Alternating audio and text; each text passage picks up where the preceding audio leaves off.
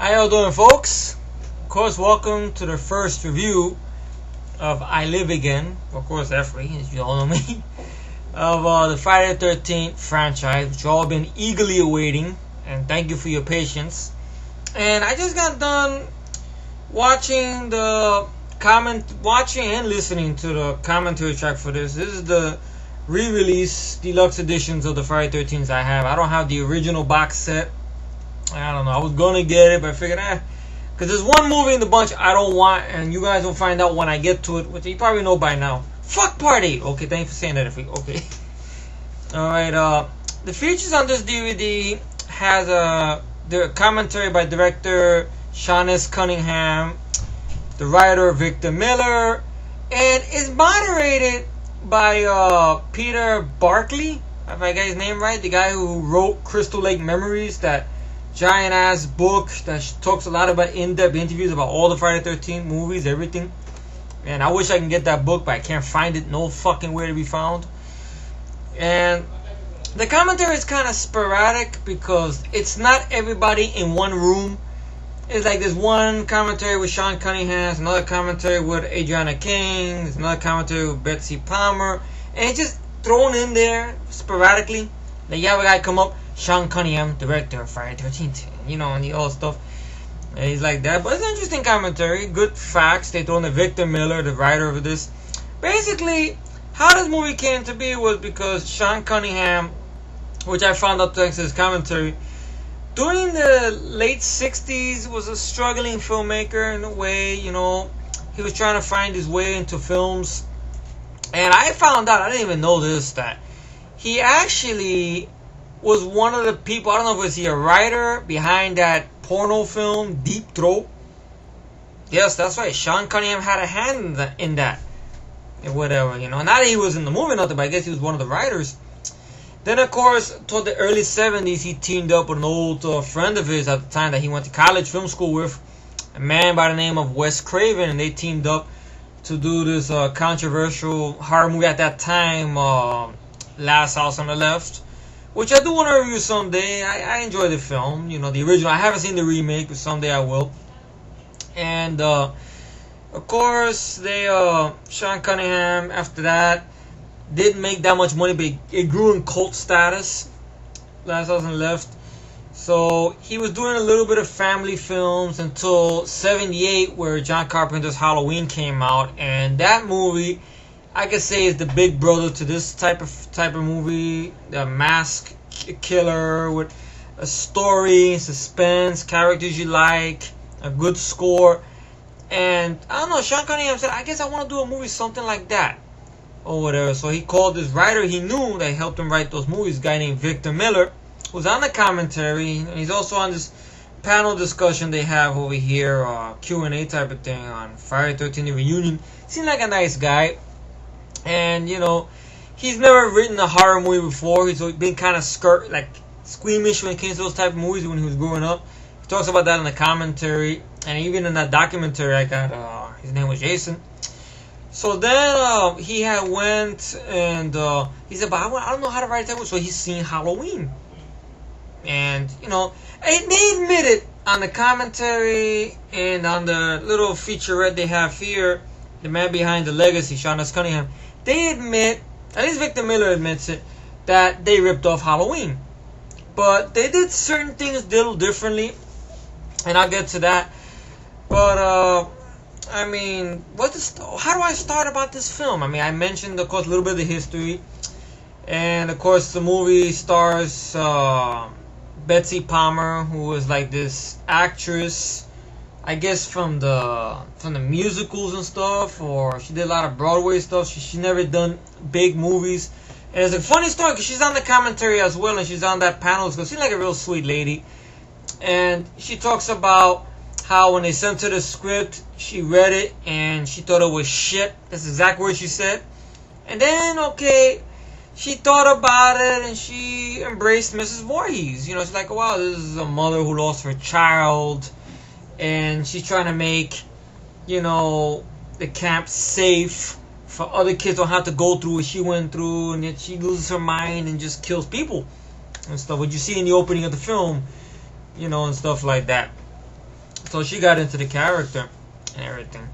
Then, of course, the stars Adriana King, who plays Alice, the lead girl of the film. Real sweetheart, you know, beautiful, petite, not bad. Redhead, short hair, you know. And, of course, she's on the commentary as well. And, well, I go into the movie. All right. It opens up where you see these two camp counselors getting killed, which they're in the middle of trying to get ready to have sex, and somebody walks in on them, and the guy gets stabbed, and then the girl's about to get and everything turns white. And then you see the Friday 13, you hear that score by the great Harry Manfredini, who is just legendary. He's a legendary fucking scorer, and he did a good fucking job with it.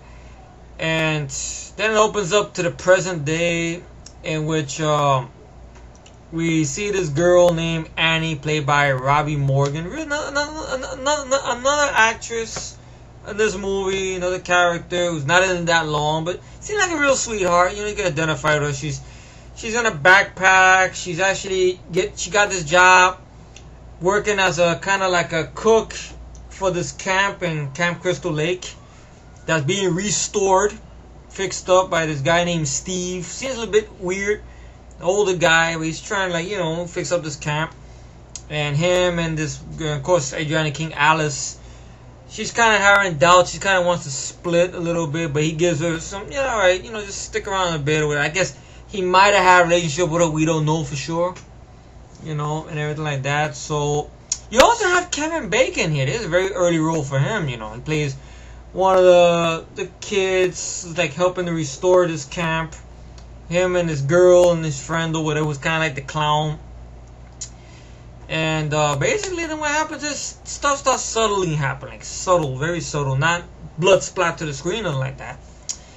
And Annie's there. Robbie Morgan. She gets a ride. And this truck driver tells her, you know, the legend of what happened in that camp years ago. She thinks it's just bullshit or whatever. And she brushes it off. She gets off.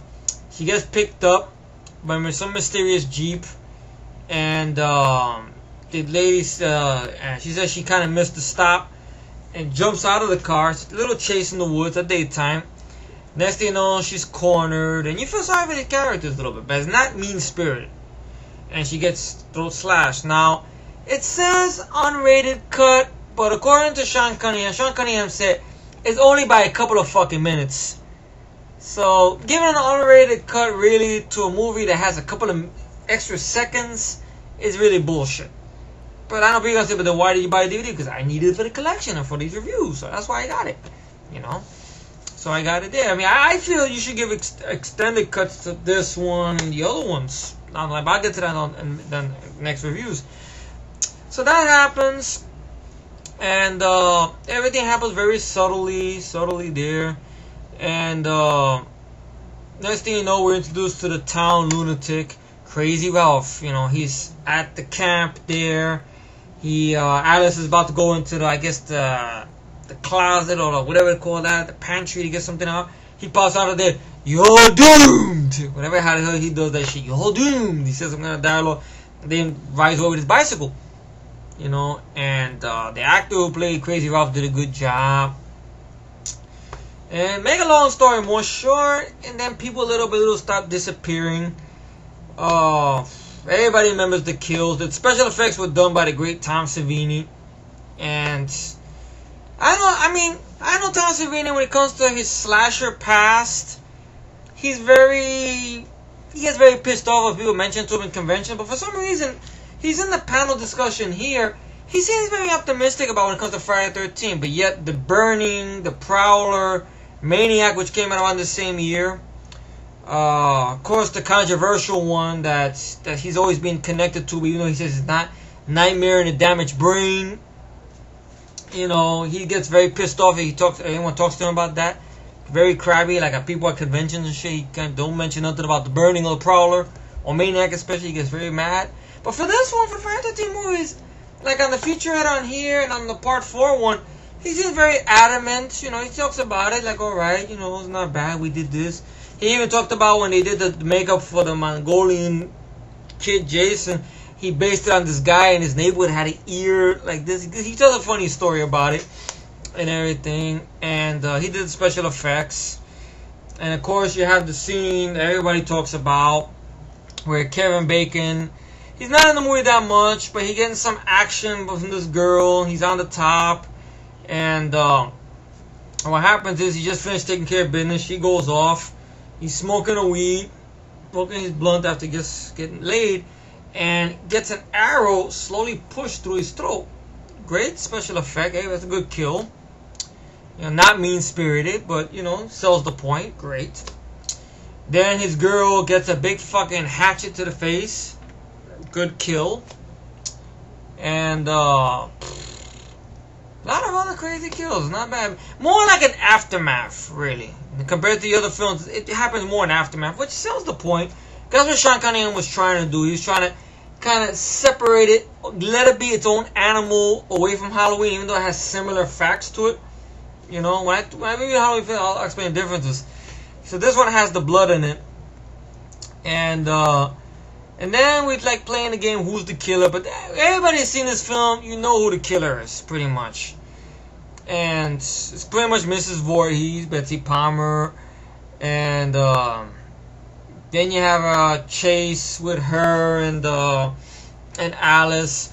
Kill her, mommy, kill her. And you hear that kill, mom, and that's the whole thing came from that, you know.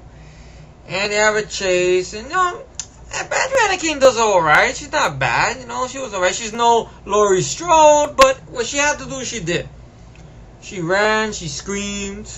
She didn't just stay there and get hit, you know. She was like, you know, she pushed and whatever, held her own against Mrs. Voorhees and everything. And then, of course, everybody remembers that scene where they fighting by the final fight by the lake, where she's about to get in the boat, and she gets pushed away and picks up the big machete. He has a slow-mo shot.